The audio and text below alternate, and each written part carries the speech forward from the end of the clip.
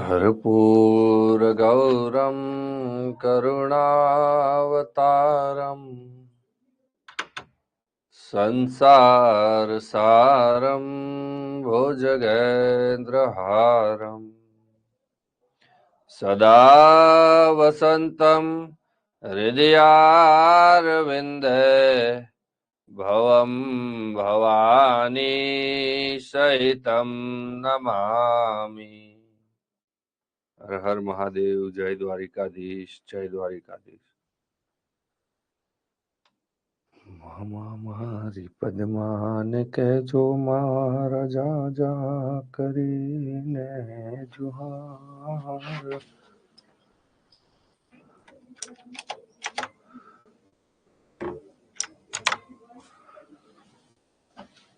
હર હર મહાદેવ। સલામ સલામ।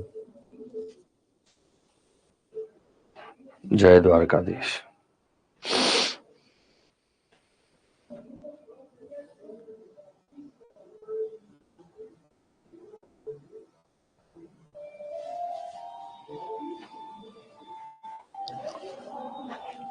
મજામાં છું ભાઈ।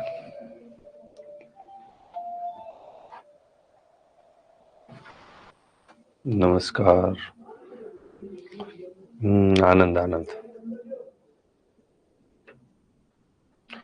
જો આપણે ગઈકાલે છે અહીંયા પર પહોંચ્યા હતા વિદ્યાર્થી મિત્રો। જય હિન્દ।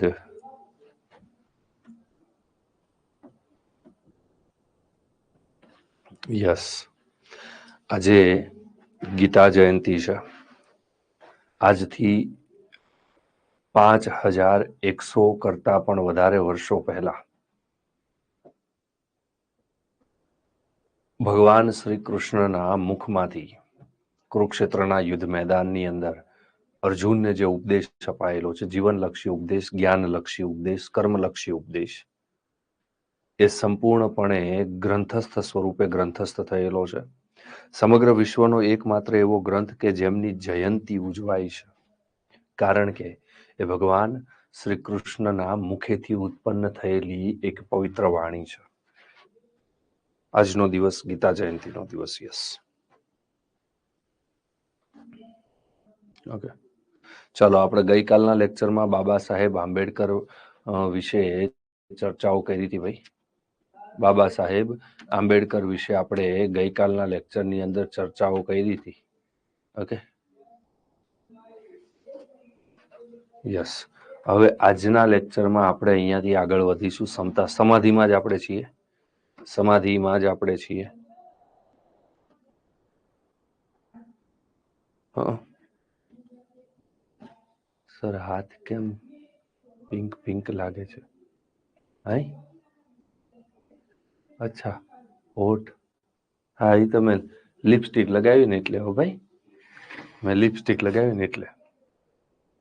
સમતા સ્થળ જગજીવન રામ।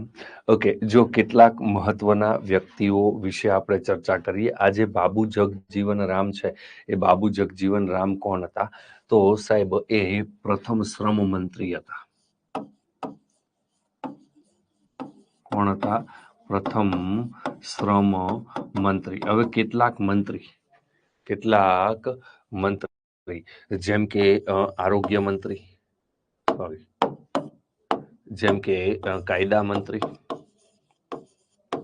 પછી સંરક્ષણ મંત્રી નથી લખતો હું, ખાલી ડિપાર્ટમેન્ટના નામ જ લખી દઉં છું। વિદેશ બાબતોના વડા, પછી આરોગ્ય મંત્રી, પછી નાણામંત્રી,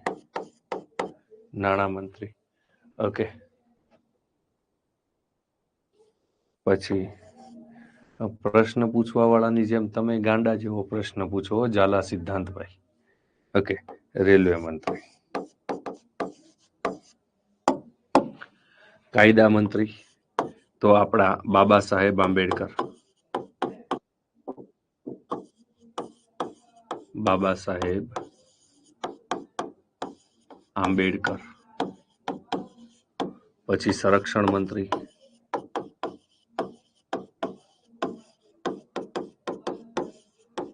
સરદાર વલ્લભભાઈ પટેલ. વિદેશ મંત્રી જવાહરલાલ નહેરુ. આરોગ્ય મંત્રી રાજકુમારી અમૃતા પ્રીતમ કૌર. નાણામંત્રી કોણ હતા? નાણામંત્રી હતા સાહેબ ષણમુખમ શેટ્ટી. નાણામંત્રી હતા ષણમુખમ શેટ્ટી. રેલવે મંત્રી હતા ઝોન મથાઈ. રેલવે મંત્રી હતા ઝોન મથાઈ. ઓકે, આટલા જે મંત્રીઓ છે એ મંત્રીઓને ખાસ ધ્યાનમાં રાખવાના છે. ખાસ ધ્યાનમાં રાખવાના છે. ઓકે, પછી છે કિસાન ઘાટ ચૌધરી ચરણસિંહ. ચૌધરી ચરણસિંહ.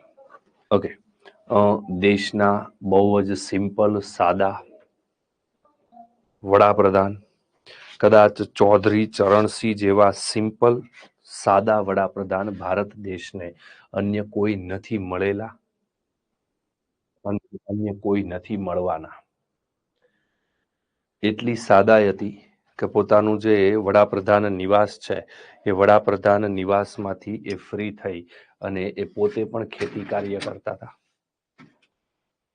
પોતે પણ ખેતી કાર્ય કરતા હતા. જો પ્લીઝ આજે જેટલા પણ વિદ્યાર્થી કોમેન્ટ કરવા વાળા છે ને, બરોબર છે ને, એ કોમેન્ટ કરવા વાળા પ્લીઝ મિત્રો આજે પ્લીઝ હેરાન પરેશાન નહીં કરતા. ઓકે, આ તમને અહીંયા હાથમાં પટ્ટો બટ્ટો બધું દેખાય છે, બરોબર? તબિયત ખરાબ છે પણ લેક્ચર કેન્સલ નથી કરવો એટલા માટે હું લેક્ચર લેવા આવ્યો છું. હેરાન કરશો હું ગમે ત્યારે લેક્ચર બંધ કરીને વયો જઈશ. યોગ્ય પ્રશ્ન પૂછશો યોગ્ય જવાબ મળશે. બાકી ગમે એટલા પ્રશ્ન પૂછશો કોપી કરી કરીને તૂટી જશો ને તો જવાબ નહીં આપું તમને. વાહિયાત પ્રશ્નોનો મારી પાસે બિલકુલ ક્લિયર કહી દઉં છું. ક્લિયર કહી દઉં છું.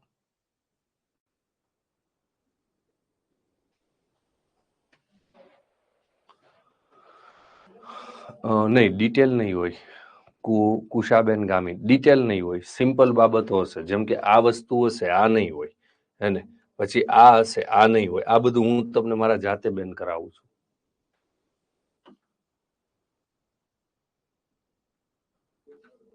ઓકે, કિસાન ઘાટ ચૌધરી ચરણસિંહ યાદ જ રાખવાની છે, અન્ય કોઈ ડિટેલ નથી.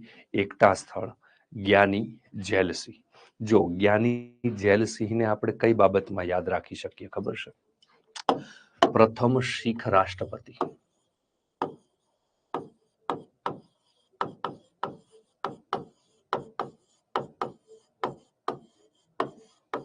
પ્રથમ શીખ રાષ્ટ્રપતિ. ક્લિયર છે? હવે જો આપણે છે ને આપણા દેશની અંદર કોઈ પણ કાયદો બનતો હોય ને એ કાયદો સૌ પ્રથમ ખરડો કહેવાય. શું કહેવાય? ખરડો કહેવાય. હવે કોઈ પણ ખરડો હોય ને, લોકસભા,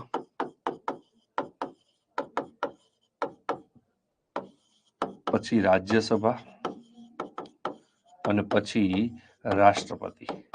કોઈ પણ કાયદો તમારે બનાવવો હોય ને તો જે ખરડો છે ને એ ખરડો 3 સ્ટેપમાંથી પસાર થાય. 3 સ્ટેપમાંથી પસાર થાય.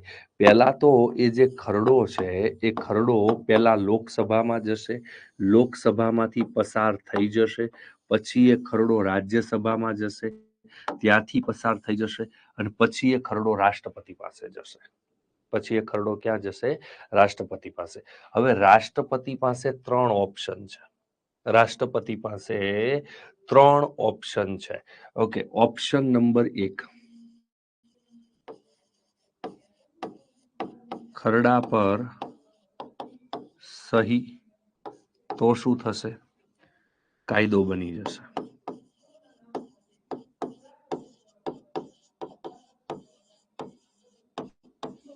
ખરડા પર સહી કરશે. રાષ્ટ્રપતિ પાસે પોતાનો પહેલો પાવર છે કે ખરડા પર સહી કરશે. સહી કરશે એટલે ખરડો શું બની જશે? કાયદો બની જશે. આ ભારત પરિચય ભાગ 1 માં છે. ઓજા હિરલ, ભારત પરિચય ભાગ 1 માં છે આ ડિટેલ. ઓકે. નંબર 2, રાષ્ટ્રપતિને એવું લાગે કે ભાઈ જે ખરડો મારી પાસે સિગ્નેચર થવા માટે આવ્યો છે એ ખરડાની ડિટેલ યોગ્ય નથી, આની અંદર પુનઃ વિચારણા કરવાની જરૂરિયાત છે, તો રાષ્ટ્રપતિ એ ખરડાને પુનઃ વિચાર માટે ફરી પાછો રાજ્યસભા લોકસભામાં મોકલી શકે. એટલે પુનઃ વિચાર માટે મોકલે.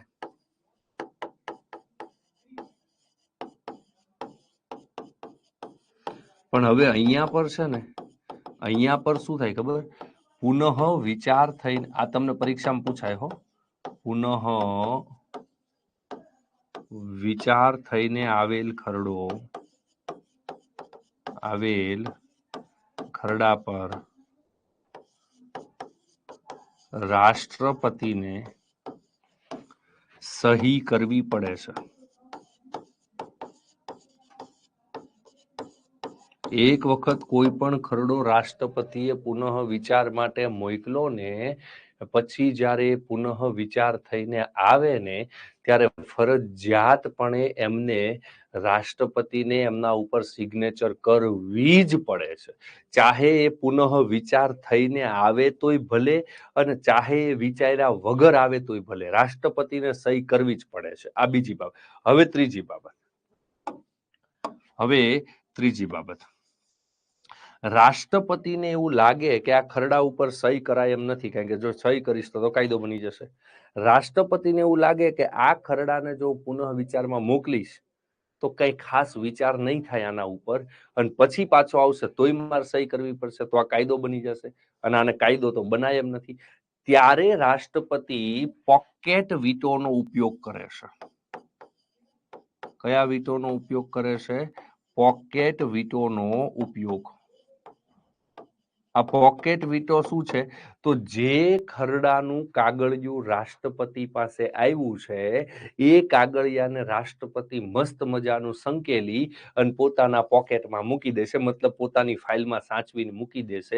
કોઈ દિવસ સંસદ એવું ન પૂછી શકે રાષ્ટ્રપતિને કે ભાઈ પેલા ખરડાનું શું કર્યું, કારણ કે એ સત્તા સંસદ પાસે છે નહીં. ઓકે, તો યાદ રાખજો, આપણા દેશમાં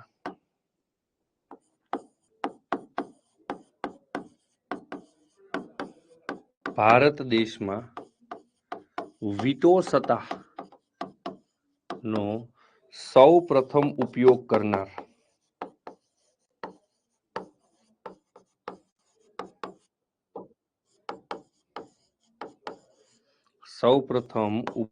કરનાર રાષ્ટ્રપતિ એટલે કોણ? જ્ઞાની જયલસિંહ.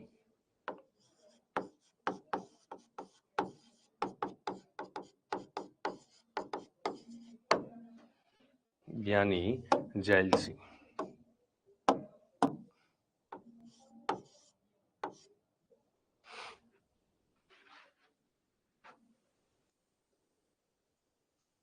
ઓકે, નેક્સ્ટ, કર્મભૂમિ સમાધિ કોની છે? તો સાહેબ શંકર દયાળ શર્માની. ડાયરેક્ટ જ યાદ રાખી શકો તમે, શંકર દયાળ શર્મા કર્મભૂમિ એમની સમાધિ છે. આ બધું દિલ્હીમાં જ આવેલું છે ભાઈ, દિલ્હીમાં જ છે. હવે છે શક્તિ સ્થળ, ઇન્દિરા ગાંધી મેડમ. શક્તિ સ્થળ. ઓકે, આમના વિશે જોઈએ.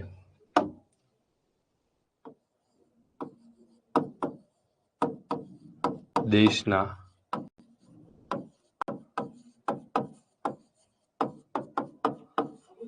પ્રથમ મહિલા વડાપ્રધાન.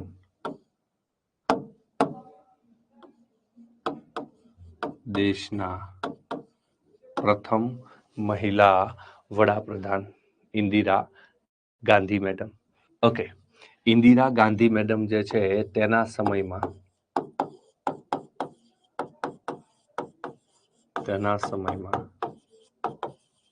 દેશમાં કટોકટી લાગુ થયેલી. શું લાગુ થયેલું ભાઈ? કટોકટી લાગુ થયેલી. હવે જો કટોકટીની વાત હું તમને કરું તો આ કટોકટી શું છે ખબર?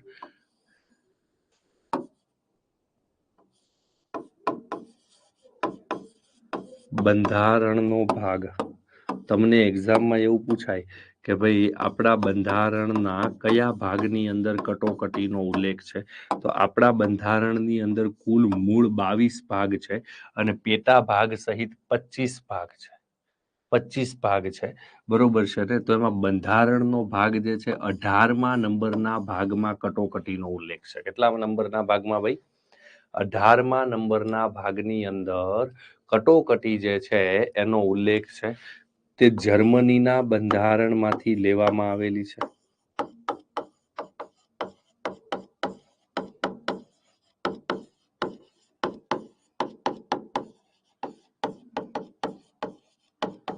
જર્મનીના બંધારણમાંથી આ જે કટોકટી છે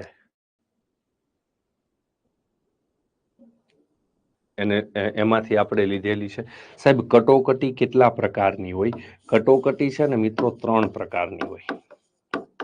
3 પ્રકારની. કયા કયા પ્રકાર છે? તો બંધારણનો અનુચ્છેદ નંબર 352, પછી બંધારણનો અનુચ્છેદ નંબર 356, બંધારણનો અનુચ્છેદ નંબર 360. ઓકે, અનુચ્છેદ નંબર 352 જે છે એ 352 એની અંદર રાષ્ટ્રીય કટોકટીનો સમાવેશ થાય. રાષ્ટ્રીય કટોકટી એટલે એવી કટોકટી કે જ્યારે દેશ ઉપર કોઈ બાહ્ય આક્રમણ થયું હોય, બરોબર છે, તો એ સમયગાળા દરમિયાન રાષ્ટ્રીય કટોકટી લાગુ પડે. પછી બંધારણીય કટોકટી. બંધારણીય કટોકટી મતલબ કે દેશના કોઈ એક ભાગ ઉપર કટોકટી લાગુ પાડવાની હોય, જેમ કે કોઈ રાજ્યમાં રાષ્ટ્રપતિ શાસન લાગુ પડે તો એ બંધારણીય કટોકટી કહેવાય. અને 360 એટલે નાણાકીય કટોકટી. આ નાણાકીય કટોકટી જે છે ને એ આપણા દેશમાં ક્યારેય લાગુ પડી નથી. હજુ સુધી ક્યારેય નાણાકીય કટોકટી આપણા દેશમાં લાગુ નથી પડી. બરોબર. તેમના સમયમાં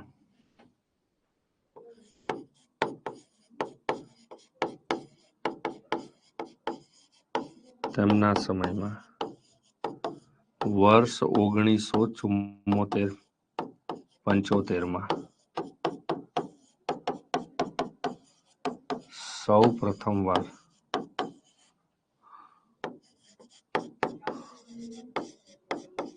પોખરણ ખાતે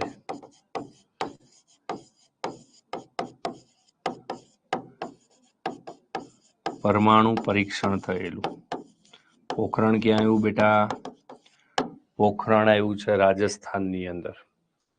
તમને એક્ઝામમાં પૂછાય કે ભારત દેશનું સૌ પ્રથમ વખત પરમાણુ પરીક્ષણ જે છે એ કયા વર્ષે? તો 1974 છે, 75 નથી. આ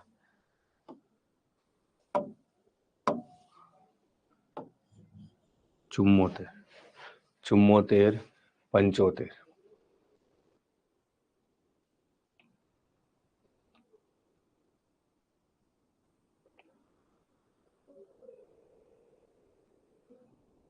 સિસોદિયા ભગવતીબેન,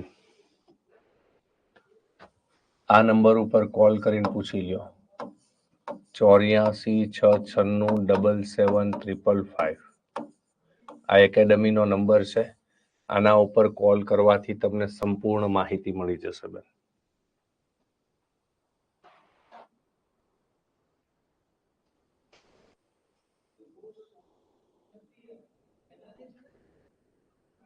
ઓકે.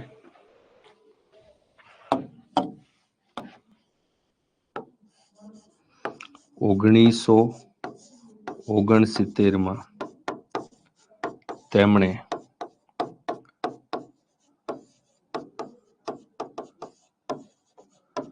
ચૌદ જેટલી બેંકોનું રાષ્ટ્રીયકરણ કરેલું.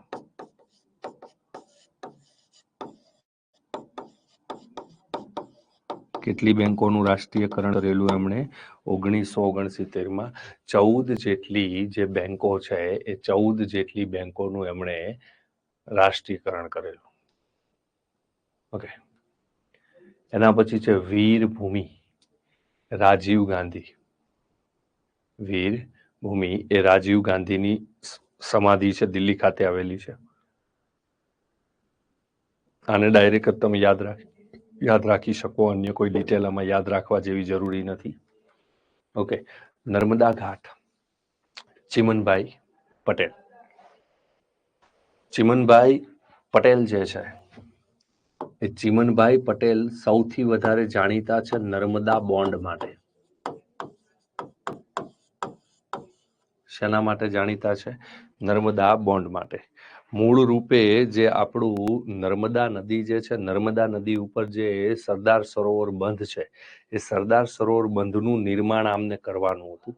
અને જે તે સમયગાળા દરમિયાન વર્લ્ડ બેંક પાસેથી એમણે 500 કરોડ રૂપિયાની લોન માંગી હતી. વર્લ્ડ બેંક એક સમયે આપવા માટે તૈયાર પણ થઈ ગઈ હતી. કેટલી? 500 કરોડ રૂપિયાની લોન. પણ હવે થાય છે કેવું, નર્મદા બચાવોની સાથે સાથે પર્યાવરણ બચાવો એવું આંદોલન શરૂ થાય છે. નર્મદા બચાવો, પર્યાવરણ બચાવો એવું આંદોલન શરૂ થાય છે.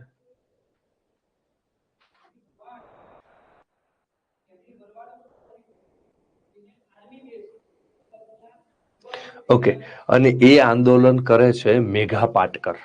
કોણ કરે છે? મેઘા પાટકર. હું લખી દઈશ હમણાં, નામ પણ તમે યાદ રાખજો. ઓકે, હવે આ આંદોલનના કારણે વર્લ્ડની અંદર કેવો મેસેજ સ્પ્રેડ થાય છે કે ભાઈ ગુજરાત સરકાર જે બંધ બનાવવા માટે આપણી પાસેથી 500 કરોડ રૂપિયાની લોન માગે છે, વાસ્તવિકતામાં એ બંધ પર્યાવરણને નુકસાન પહોંચાડવાનો છે. એટલે પછી વર્લ્ડ બેંક ના પાડી દઈ શકે, અમે તમને લોન આપીશું નહીં. પણ હવે અહીંયા પર બધી જ તૈયારી કમ્પ્લીટ થઈ ગઈ હતી.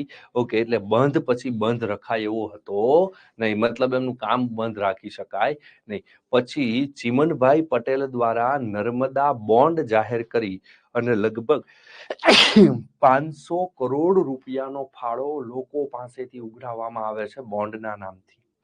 500 કરોડ રૂપિયાનો ફાળો. બરોબર છે. આંદોલનકારી જે છે એ યાદ રાખજો, નર્મદા બચાવો આંદોલન.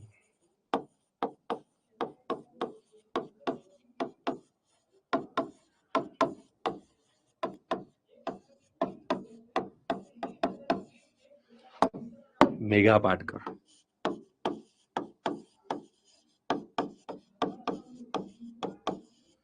મેઘા પાટકર.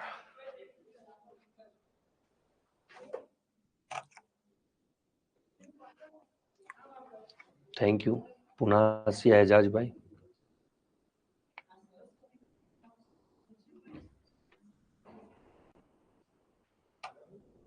યસ, ભાવિની વસિયર. ઓકે,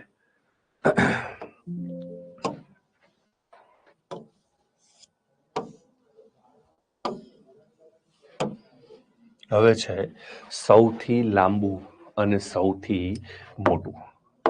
સૌથી લાંબુ અને સૌથી મોટું. એમાં સૌ પ્રથમ છે સૌથી લાંબો સડક પુલ. હેપી ગીતા જયંતિ. સૌથી લાંબો સડક પુલ ભૂપેન હજારિકા સેતુ છે, સદિયા પુલ. ઓકે, હવે પહેલો પ્રશ્ન તો એ આવે કે સાહેબ આ જે ભૂપેન હજારિકા છે એ ભૂપેન હજારિકા એકચ્યુઅલી છે કોણ? જો આની ગમે તેટલી ઓળખાણ આપો ઓછી પડશે. એને ભારત રત્ન વિજેતા છે, પદ્મ પુરસ્કાર પણ એમને પ્રાપ્ત થયેલો છે. એ સારા એવા લેખક પણ છે, સારા એવા કલાકાર પણ છે. ઓકે, સારા એવા સંગીતકાર પણ છે, સારા એવા સંગીતકાર પણ છે, સારા એવા ગાયક પણ છે, સારા એવા ગાયક પણ છે. ઇન શોર્ટ એવું કહી શકાય કે તેઓ ઓલરાઉન્ડર છે. તેઓ ઓલરાઉન્ડર છે. ઓકે સાહેબ, આ જે બંધ છે ભૂપેન હજારિકા બંધ, એ ભૂપેન હજારિકા બંધ કયા બે રાજ્યની વચ્ચે છે? ઓકે, તો અરુણાચલ પ્રદેશ,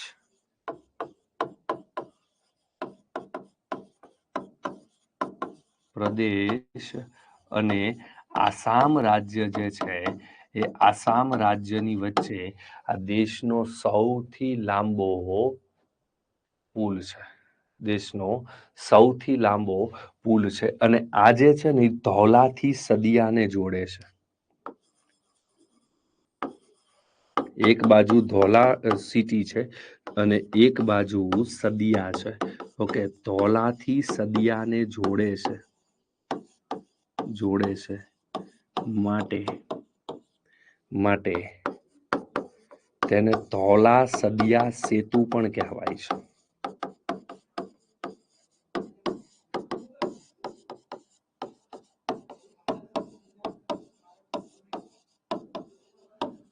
કયો સેતુ કહેવાય છે ભાઈ? ધોલા સદિયા સેતુ, એવા નામથી પણ ઓળખવામાં આવે છે. સર, આ તો તમે કરાવી દીધું છે.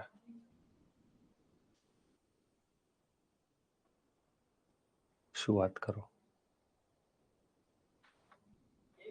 સૌથી મોટું રાજ્ય, પછી મીઠા પાણીનું સરોવર, વધારે વન ધરાવતું રાજ્ય, મોટું ગુફા મંદિર, મોટો ગુંબજ, મોટો દરવાજો, લાંબી નદી, પ્રાકૃતિક બંદર, માર્ગ બદલવા વાળી નદી, લાંબો બંધ, કૃત્રિમ સરોવર, આ બધું મેં કરાવી દીધું છે ભાઈ.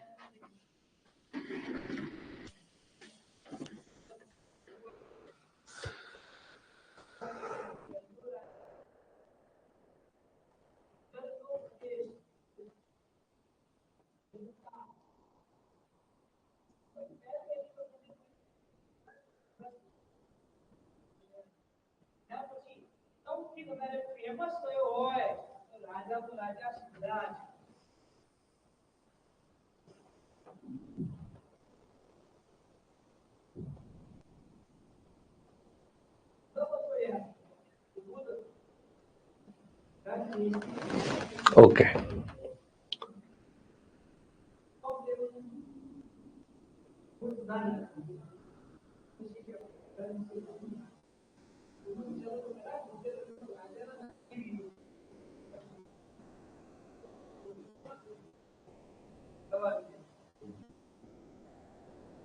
પણ ચૌહાણ ઈનાબા, મને પેલા કન્ફર્મ તો કરવા દો.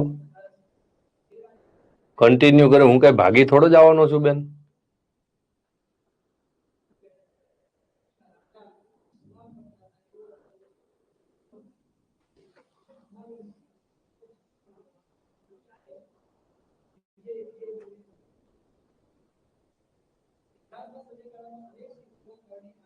ઓકે, કઈ વાંધો નહીં.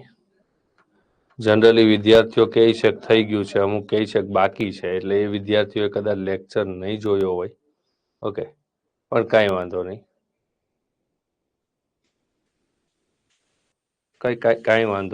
કાંઈ વાંધો નહીં, ટેન્શન ન લ્યો. બરોબર છે, બિલકુલ માત્રામાં તમે ટેન્શન ન લ્યો, થઈ જશે. હું સેટલમેન્ટ કરી દઈશ બધું. એ તો ઘણા બધા રાજ્યોની અંદર લાગી ગયેલી છે વિરલ ભોઈભાઈ, ઘણા બધા રાજ્યોની અંદર અઢળક ટાઈમ લાગી ગયેલી છે.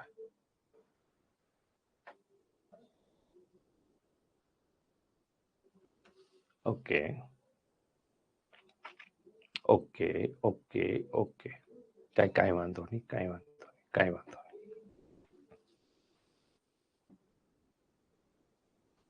જો મારી વાત સાંભળો,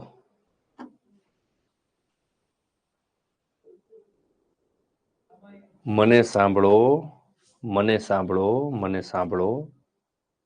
સાંભળો.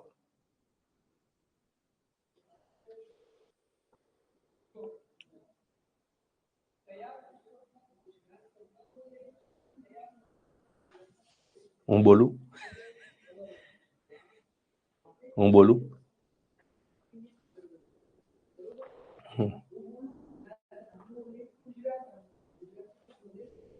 ઓકે ગામિતબેન, ઓકે.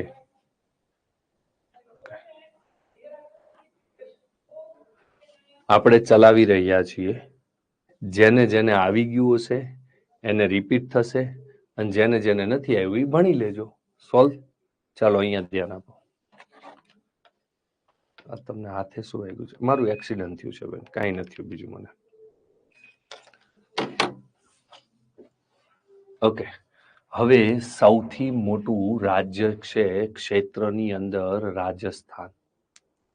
સૌથી મોટું રાજ્ય છે ક્ષેત્રમાં રાજસ્થાન. જો ભારતના 5 મોટા રાજ્ય હું તમને લખાવું વિસ્તારની દ્રષ્ટિએ, હો, વિસ્તારની દ્રષ્ટિએ ભારતના 5 મોટા રાજ્ય જો આપણે જોવા જઈએ તો પહેલા હું ચાવી આપું તમને. Okay, RM² UJ. ઓકે, આ જે મતલબ અહીંયા જે નહીં જી. ઓકે, આ જી મતલબ ગુજરાત. ગુજરાત એ વિસ્તારની દ્રષ્ટિએ ભારતનું 5મા નંબરનું રાજ્ય છે. ઓકે, પછી આ યુ મતલબ ઉત્તર પ્રદેશ. યુ મતલબ ઉત્તર પ્રદેશ. પછી આ M² માં અહીંયા પણ મ આવશે, અહીંયા પણ મ આવશે, અને આ આર એટલે રાજસ્થાન. ભારતનું વિસ્તારની દ્રષ્ટિએ સૌથી મોટું રાજ્ય જે છે એ રાજસ્થાન છે. કયું છે ભાઈ? રાજસ્થાન. એના પછી કયું રાજ્ય આવશે ભાઈ? મધ્યપ્રદેશ આવશે કે મહારાષ્ટ્ર આવશે? તો મહારાષ્ટ્ર. અને એના પછી મધ્યપ્રદેશ. ઓકે, આ ભારતના 5 સૌથી મોટા રાજ્ય છે. ભારતના 5 સૌથી મોટા રાજ્ય છે.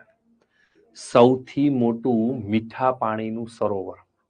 જો ખાસ કરીને ઉત્તર ભારતના વિસ્તારમાં તમે જાઓ ને તો તમને મીઠા પાણીના સરોવરો ઘણા બધા જોવા મળે. જેમ કે વુલર સરોવર જોવા મળે, પછી દાલ સરોવર જોવા મળે, પછી કૈલાસ માન સરોવર તમને જોવા મળે. આ તો જો કે તિબેટમાં આવેલું છે, કૈલાસ માન સરોવરનો વિસ્તાર.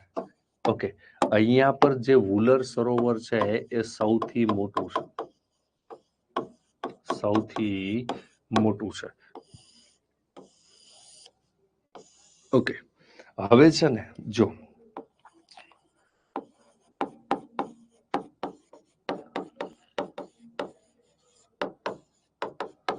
ખારા પાણીનું સૌથી મોટું સરોવર, ખારા પાણીનું સૌથી મોટું સરોવર એટલે સાંભર સરોવર છે. કયું સરોવર છે? સાંભર સરોવર છે. જે ક્યાં આવેલું છે? તો સાહેબ આ સાંભર સરોવર રાજસ્થાનમાં છે. સાંભર સરોવર કઈ જગ્યા પર છે ભાઈ? રાજસ્થાન રાજ્યની અંદર આવેલું છે. હા, એ ખારા પાણીનું સૌથી મોટું સરોવર છે. સૌથી મોટું સરોવર છે.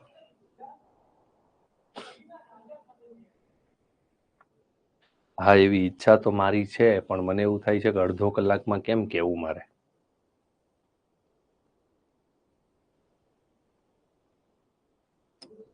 હા, ઈચ્છા તો ખરી. એવું લાગે છે ને હું હાવ મૂડલેસ થઈને લેક્ચર લઉં છું. મને હાથમાં પેઇન થાય છે.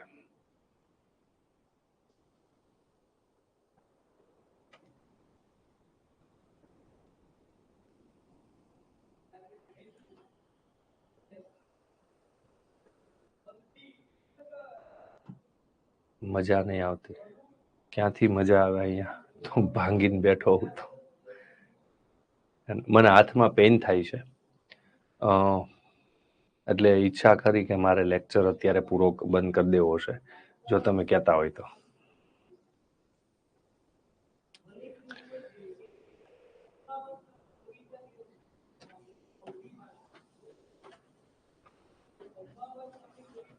સાહેબ શું થયું તમને? શું થયું?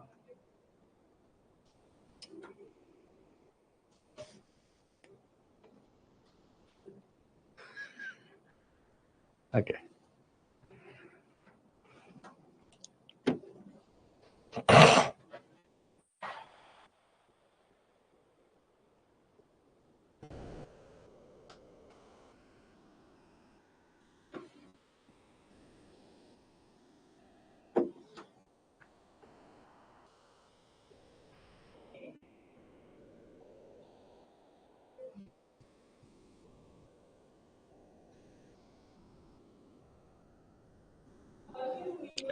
જો કેમ કરતા થયું ને એ બધું અહીંયા સ્ટોરી કહી શકું એમ નથી. થઈ ગયું બરોબર છે.